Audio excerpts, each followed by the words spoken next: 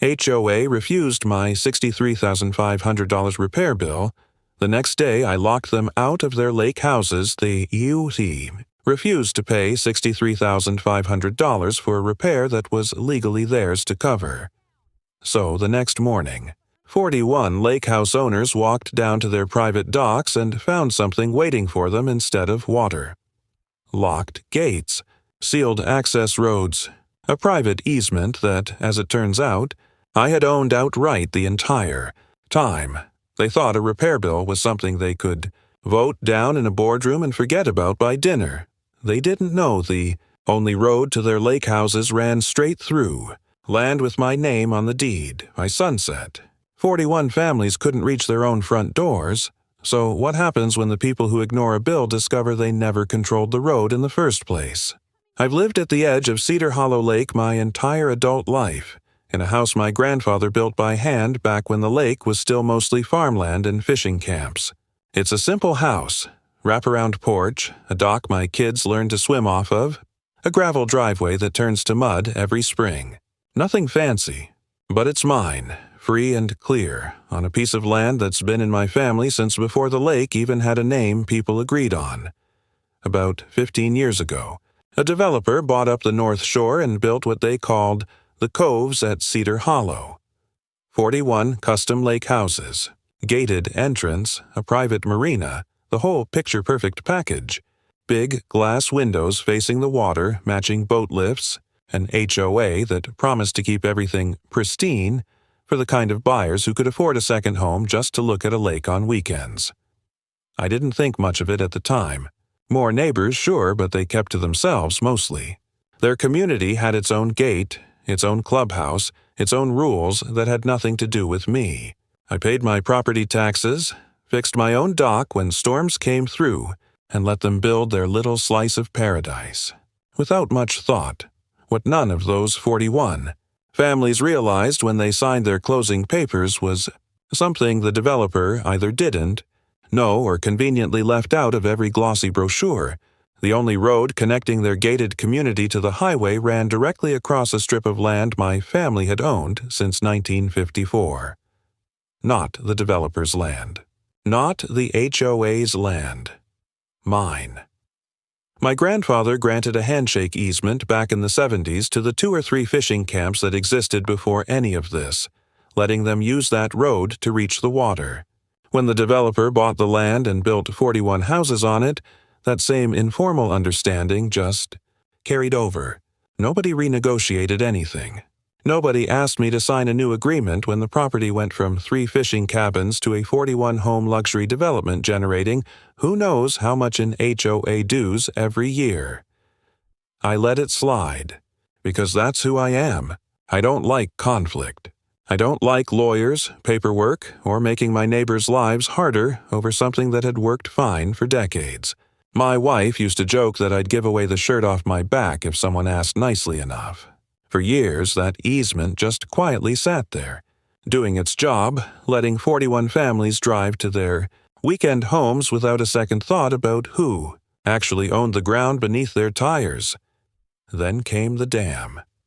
Not a literal dam, the culvert and drainage system, beneath that shared access road, the one that had been slowly failing for years thanks to runoff nobody upstream ever managed properly. Erosion, cracked piping, a roadbed that had started sinking half an inch every spring. Anyone who drove that road regularly could feel it getting worse. I mentioned it more than once at community events, back when I still went to those things. Just a friendly heads up between neighbors. The HOA's engineer finally did a full assessment 2 years ago and came back with a number that made people's stomachs drop. $63,500 to properly repair the culvert, regrade the road, and prevent a collapse that would eventually cut their entire development off from the highway entirely. Here's the part where things should have been simple. The road sat on my land. My family had maintained it in good faith for decades as a courtesy. But the wear, the traffic, the runoff causing the damage, all of it came from their side, their construction, their 41 households' daily use. Legally and morally, the repair was on them. I wasn't asking for a dime beyond what it would cost to fix a road that had never been mine to maintain for free in the first place. I sat in that HOA meeting, in a folding chair at the back of their clubhouse, and listened to their board debate for 45 minutes about whether they were even obligated to pay anything at all.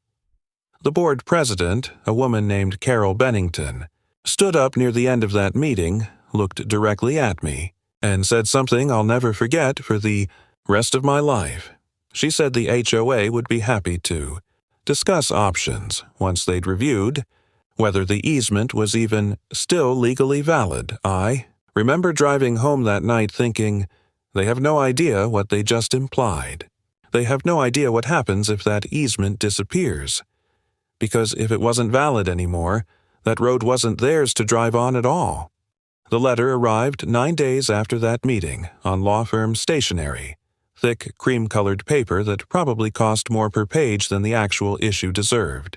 It wasn't an offer. It wasn't even a real response to the repair bill. It was something else entirely. A legal opinion commissioned by the HOA board, arguing that after decades of continuous and uninterrupted use by residents of the coves at Cedar Hollow, the access road might now qualify as a prescriptive easement. In plain language, their lawyer was suggesting that enough time had passed, and enough cars had driven over that gravel, that the road may have quietly transformed from something I generously allowed into something they were now legally entitled to use forever, repair costs included, on my dime, whether I liked it or not. I read that letter 3 times standing at my own kitchen counter, coffee going cold beside me, before I fully understood what they were trying to do. They weren't trying to figure out who owed $63,000. They were trying to take the road. I called an attorney the next morning. Not the smooth, aggressive kind you see in commercials, but a quiet, methodical property rights specialist named Robert Ashcroft, recommended by a friend who'd dealt with a boundary dispute of his own years back. He listened to the whole situation without interrupting, then asked me one question that would end up mattering more than anything else in this entire fight. Did your grandfather ever put anything in writing? Any letter? Any note granting permission for that road to be used? I didn't know. I told him I'd look. In the meantime, the HOA wasn't waiting around for lawyers to sort out semantics. 2 weeks after that letter arrived, survey stakes appeared along the edge of my property line, driven into the ground by a crew I never gave permission to be there. When I called the HOA office to ask who authorized it, the property manager told me, almost cheerfully, that the board had commissioned an independent boundary review to clarify historical usage patterns ahead of any potential legal filing. Nobody asked me. Nobody warned me. They just sent people onto my land with equipment like it was already theirs to survey. I stood at the edge of that stake line, watching a surveyor I didn't know measuring distances across ground my family had owned since Eisenhower was president, and felt something shift in me. Not rage exactly. Something colder than rage. The kind of resolve that doesn't need to raise its voice. That same week, Carol Bennington sent a mass email to all 41 homeowners in the coves, one that somehow found its way to my inbox too, forwarded by a neighbor who still had some decency left. The email described the road dispute as an unfortunate legal ambiguity created by long-standing informal arrangements, carefully avoiding any mention of the $63,000 repair bill their own engineer had confirmed was legitimate. Instead, it framed the entire situation as though I were the unreasonable one, holding their community hostage over what she called a technicality. A technicality. My grandfather's land, reduced to a technicality in an email sent to 41 families who'd never once thanked him for the courtesy his handshake had extended to their entire development. The harassment, once it started, didn't stop at emails. Delivery trucks and construction vehicles serving the coves began using the access road more aggressively than ever, almost like a message. Heavier loads, faster speeds, no regard for the exact wear pattern their engineer had flagged as the root of the culvert failure in the first place. I watched a fully loaded gravel truck barrel down that failing road twice in 1 week, kicking up dust past my porch, deepening cracks I could see forming in real time. I sent a written request to the HOA asking them to limit heavy vehicle traffic on the road until the repair or legal question was resolved, given that continued damage would only make any future fix more expensive. I have that email saved along with their response. Their response was silence, followed 3 days later by a second load of gravel trucks. Around this time, I started noticing something else. Small, petty things that told me exactly how far some of these homeowners were willing to go. My mailbox, positioned near the shared road entrance, was knocked over twice in 1 month, accidentally, according to the anonymous notes left each time. A "no trespassing" sign I'd posted along my own tree line was torn down and thrown into the ditch. Someone left a printed flyer on my porch, unsigned, suggesting that certain landowners in the area were holding the whole community hostage, and that something needed to be done. Something needed to be done. I remember reading that line and thinking about my grandfather, who'd spent decades letting fishing families use that same stretch of road without ever once asking for $1 in return, and wondering how his simple kindness had turned, 2 generations later, into a printed threat left on my porch by people who'd lived in this area for less than 15 years. I kept every one of those notes, every torn-down sign, every survey stake photo, time-stamped. My attorney told me to document everything, and for the first time in this entire mess, documenting felt less like paperwork and more like building a case brick by brick. Then, finally, I found what I'd been searching for, buried in a metal filing box in my grandfather's old workshop, the same building where he used to store his fishing gear and tackle boxes. I found a yellowed folder of handwritten letters, receipts, and one document that made my hands shake when I unfolded it. A signed letter, dated 1971, granting the Pine Cove Fishing Camp Association permission to use the access road at the landowner's discretion, revocable at any time, for so long as the landowner sees fit.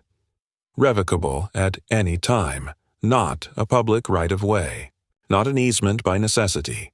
A gift, a courtesy, one my grandfather had explicitly written down as something he could take back whenever he wanted. I called Robert Ashcroft that same afternoon, practically breathless, and read him the letter word for word. There was a long pause on the other end of the line. That, he said slowly, changes everything. Permissive use, explicitly documented as revocable, can never mature into a prescriptive easement, no matter how many decades pass. Their entire legal argument just collapsed in your hands. I sat there holding a piece of paper older than most of the people living in that gated development, and understood, for the first time, exactly how much power I'd been quietly sitting on this entire time. The HOA thought they were maneuvering to take a road out from under me. They had no idea. They'd just handed me the exact legal foundation. I needed to shut it down completely, and I hadn't even told them I'd found it yet. I didn't call Carol Bennington. I didn't send an email. I didn't give the HOA board a single word of warning. Robert Ashcroft filed the formal notice of revocation on a Thursday afternoon, citing the 1971 letter word for word, effective immediately upon delivery. By state law, since the original grant explicitly reserved the landowner's right to revoke at any time, for so long as the landowner sees fit, there was no waiting period, no negotiation window, no obligation to give the Coves at Cedar Hollow a single day's notice. That same evening, a small crew I'd hired installed a steel gate across the access road, right at the property line where my grandfather's land began. Not a flimsy chain-link barrier. A real gate, welded and anchored into concrete, with a single sign bolted to the front. Private property. Access revoked. No trespassing. I stood there in the dark, watching the last bolt get tightened, and felt something I hadn't felt in over a year of fines, harassment and torn-down signs. Quiet. The next morning, I heard about what happened secondhand, the way you hear about a car crash from 3 different neighbors who all swear they saw it happen slightly differently. But the core of it stayed the same in every version. 41 households woke up to a locked gate blocking the only road connecting their gated luxury community to the highway. Delivery trucks couldn't get through. A woman heading to an early shift at the hospital found herself stuck behind a line of cars, all idling, all confused, at a barrier that hadn't existed 12 hours earlier. Someone tried calling the HOA emergency line. Someone else called the police, who arrived, reviewed the paperwork my attorney had preemptively filed with the county, and confirmed there was absolutely nothing illegal about a landowner closing access to his own private property. By 9 that morning, Carol Bennington was standing at that gate in person, according to the officer who later mentioned it to my attorney almost as an aside. She was reportedly demanding someone open this immediately, insisting there had to be some mistake, some misunderstanding, some emergency provision that surely applied to a residential community. There wasn't. I let the silence stretch for 3 full days before I responded to anything. Not out of cruelty, out of necessity. My attorney was firm on this point. Any early communication, any hint of willingness to negotiate before the legal reality fully sank in, would only convince the board that this was another bluff to wait out. The way they'd waited out the repair bill, the survey complaints, the torn-down signs, 3 days. 41 families rerouting through a service road usually reserved for a neighboring farm, adding 20 extra minutes each way, dealing with a stretch of unpaved track that turned to soup after a single afternoon rainstorm. On the 4th day, I received a call, not from Carol Bennington, but from the HOA's attorney, a man who introduced himself with the kind of forced calm that told me he already knew exactly how weak his position had become. He asked whether we could discuss a path forward regarding road access. I told him I'd be happy to discuss it once the HOA formally acknowledged, in writing, financial responsibility for the $63,500 repair their own engineer had confirmed was necessary. The same bill they'd spent 2 years trying to argue their way out of paying. There was a long pause on his end. And the easement? He asked. I told him the easement was gone, permanently. My grandfather's generosity had been a gift, not an obligation, and the HOA's own legal strategy, trying to claim a prescriptive right instead of simply paying a repair bill like decent neighbors, was exactly what had convinced me to close it for good. If they wanted a new access agreement, we could discuss the terms of an entirely new easement, on my terms, at fair market value, with a formal permanent legal agreement replacing whatever informal courtesy had existed before. He asked how much that would cost. I told him considerably more than $63,500. The call ended shortly after that, and word apparently spread through the coves faster than the actual news of the locked gate had. An emergency HOA meeting was called for that Saturday, and according to 3 separate neighbors who described it to me later, it became the loudest, angriest meeting in that community's 15-year history. Homeowners who'd never once spoken up in board meetings were reportedly furious. Not at me, but at Carol Bennington and the board members who'd spent 2 years fighting a repair bill instead of simply paying it, who'd authorized survey crews onto my land without permission, who'd sent that email calling a legitimate property rights issue a technicality, and who had, in the process, managed to turn a fixable repair bill into a permanently closed road and a lawsuit-shaped hole in the community's future.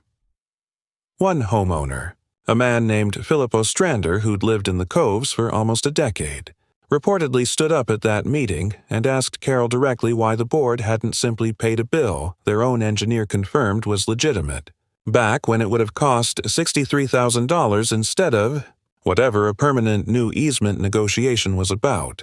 To cost the entire community collectively, nobody had a good answer. By the following week, the board had unanimously voted to remove Carol Bennington from her position as president, citing mismanagement of a critical community infrastructure matter. She remained on the board in a diminished role, no longer authorized to speak on behalf of the HOA in any legal capacity. The new interim board president called my attorney directly, requesting a formal meeting. Not to argue, not to delay, but to negotiate. For the first time since this entire mess began, in good faith. I agreed to the meeting, but I made one thing clear before hanging up the phone. The gate stayed locked until every term was signed, sealed, and paid in full. 41 families were about to learn exactly what it costs to underestimate a quiet neighbor who'd spent his entire life being generous, right up until the moment generosity stopped making sense. The negotiation meeting happened 11 days after the gate went up. Not at the HOA clubhouse, and not at my kitchen table. We met at Robert Ashcroft's office, on neutral ground with the interim board president, the HOA's attorney, and me sitting across a conference table that had probably never seen a conversation this expensive before. I want to be clear about something before I tell you how it ended. I never wanted to permanently strand 41 families. I never wanted delivery trucks rerouting through farmland, or a nurse missing a shift, or kids running late for school because of a mess that had nothing to do with them personally. My fight was never with the people living in those houses. It was with a board that had spent 2 years treating a simple repair bill like a hostage negotiation, and then tried to take my family's land out from under me when I asked them to just pay what they legally owed.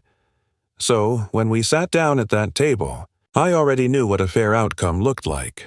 The terms were straightforward, once everyone stopped pretending otherwise. The HOA agreed, in writing, to pay the full $63,500 for the culvert and road repair, the exact bill they'd spent 2 years arguing they might not owe. Not a negotiated discount. Not a partial settlement. The full amount, plus the cost of regrading the sections of road that had worsened during the months they'd spent sending gravel trucks over cracks their own engineer had already flagged.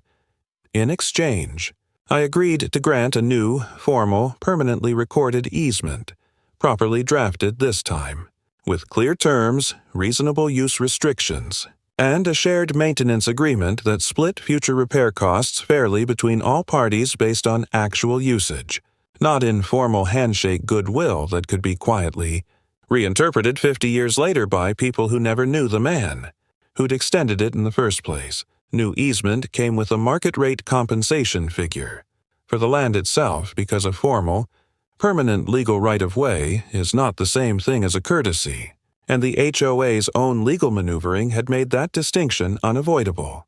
That number, combined with the repair reimbursement, ended up being significantly more than what a simple, decent conversation 2 years earlier would have cost them. I paid off the remaining balance on my own home with that settlement. I set aside a portion for my kids, the way my grandfather had once set aside a piece of land for me, without ever imagining what it would eventually be worth. And I kept, quietly, in that same metal filing box from his workshop, the original 1971 letter, the one that started this entire chapter, now sitting beside a fully executed modern easement agreement with actual legal teeth.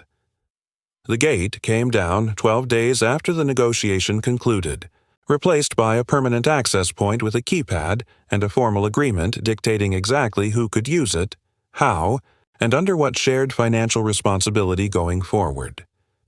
But the road wasn't the only thing that changed. Carol Bennington never fully recovered her standing in that community. She stayed on the board in a reduced capacity for a few more months before quietly resigning altogether, moving away sometime the following spring, according to a neighbor who mentioned it to me almost as an afterthought one afternoon at the local hardware store. Nobody threw her a going-away party. The new HOA leadership, stung by the entire ordeal, implemented something none of their predecessors had ever bothered with: a full legal review of every shared access point, informal agreement, and boundary assumption tied to the entire development. It turned out mine wasn't the only handshake arrangement quietly propping up their community's infrastructure. 2 other longtime landowners nearby held similar informal easements the original developer had never bothered to formalize. This time, the HOA proactively reached out to both of them, offered fair formal agreements, and paid what was owed without anyone needing to install a steel gate to make the point. I still see some of those 41 families around town now and then. Most of them, understandably, wanted nothing to do with the drama once it ended. They just wanted a functioning road and a resolved dispute, which is all any reasonable person in their position would want.